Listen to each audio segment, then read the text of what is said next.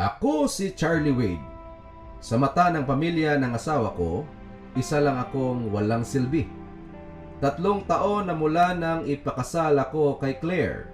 Pero hanggang ngayon, turing nila sa akin ay pabigat. Isang taong walang karapatan kahit lumapit kay Lola Wilson. Gabi iyon ng birthday ni Lola. Ika-70th birthday. Ang buong mansyon ng Wilson ay kumikislap sa mga ilaw, puno ng tawanan at ingranding regalo mula sa mga apo at manugang. Ang bawat isa nakapila may dalang mamahaling alay, milyon ang halaga ng mga tsaa, estatwa at mga palamuti. At ako, wala akong dalang maliban sa lakas ng loob. Habang lahat ay abala sa pagbibigay ng kani-kanilang regalo, lumapit ako kay Lola. Nanginginig ang boses ko habang sinabi ko, "Lola, maaari po bang ninyong ipahiram sa akin ng $1,000,000? Ang nagpalaki sa akin na si Mrs. Lewis ay may sakit na uremia. Kailangan niya ng pera para sa gamutan." Sandaling natahimik ang lahat at kasunod niyon, isang malakas na halakhak. Puno ng pag-uuyam, para bang isang palabas ang ginawa ko. "Walang hiya!" sigaw ni Lola habang ibinato ang hawak niyang tasa sa sahig. Dumano ka ba rito para magdiwang o para manghingi ng pera? Kitang-kita ko ang tingin ng lahat sa akin, galit, pagkutya at pandidiri. Para bang hindi ako tao kung isang basurang nakapasok sa bahay nila. Ang pinsan ni Claire, si Wendy, tumawa at tinuro ako. "Tingnan niyo ang napangasawa ni Claire. Ni wala mang naibigay na regalo, may kapal ng mukhang humingi ng pera." Pinilit akong ipagtanggol ni Claire pero lalo lamang akong pinag-initan. Narinig ko pa si Lola galit na galit.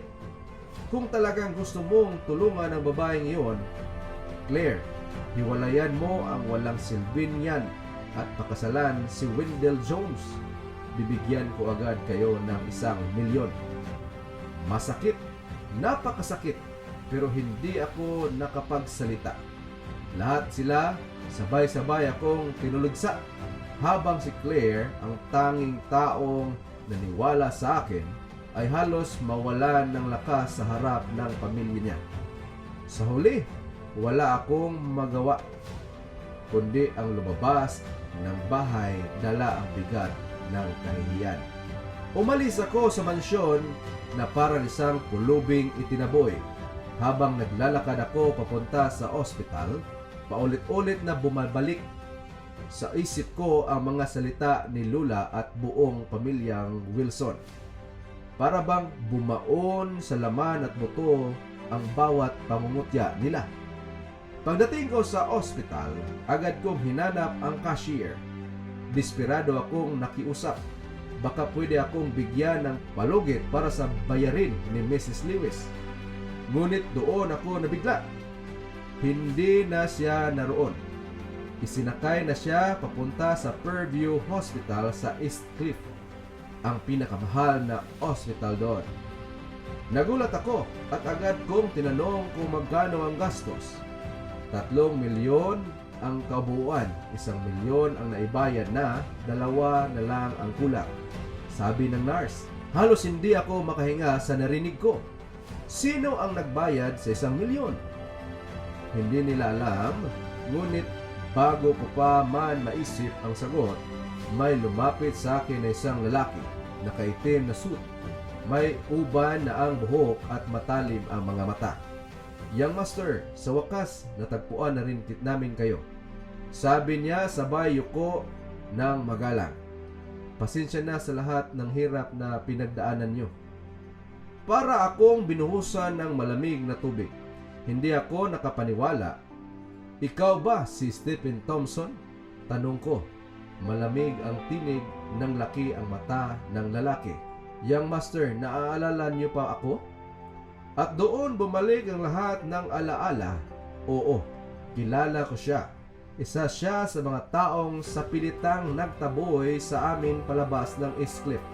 Siya at ang pamilya ng lolo ko.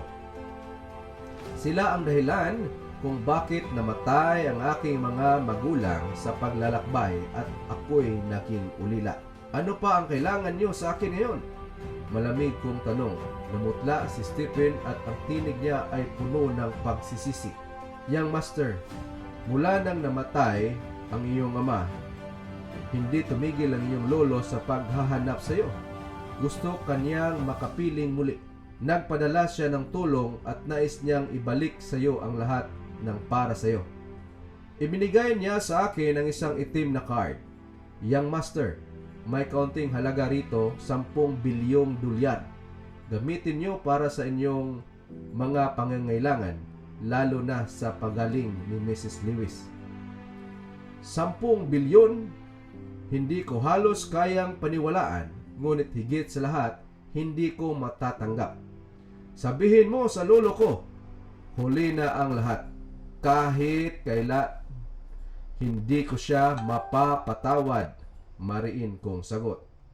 Ngunit hawak ko na ang card at habang nakatitig ako rito, isang bagay ang malinaw.